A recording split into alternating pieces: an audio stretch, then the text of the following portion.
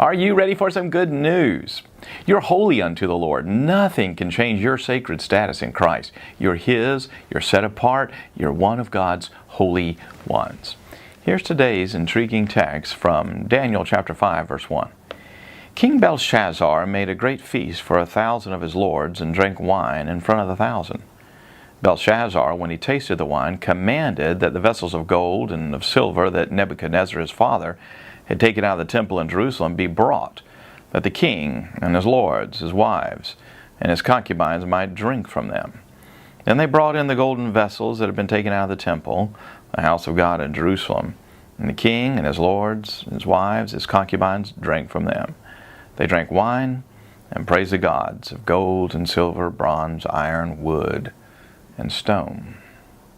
In the middle of Babylonian King Belshazzar's wild party, he defiled the things of God by commanding his minions to bring in the holy vessels of Israel so the partiers could drink themselves drunk in an idolatrous orgy while praising their pagan idols. Those old golden vessels probably dated to the time of Moses.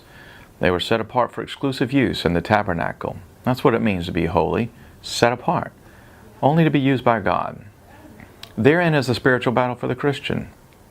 You're set apart in Christ, but hell wants to use you. You've been adopted by God for His exclusive ownership, but hell wants to act like you belong to the darkness. The secret to conquering sin is not in trying to become holy, but in recognizing that you have been made holy.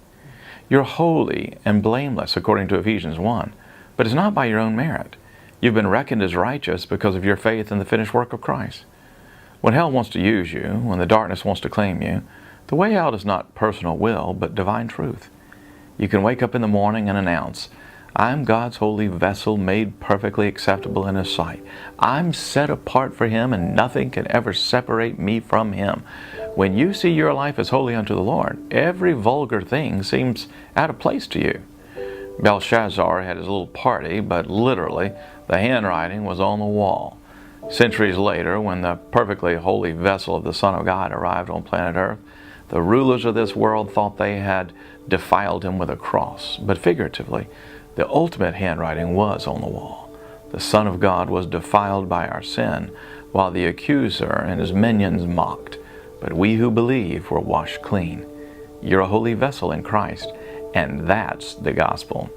Well, that is today's daily devotional. If you want to learn more about what it means to be a holy vessel, I encourage you to go get the whole broadcast. It's free at sharingthelight.org.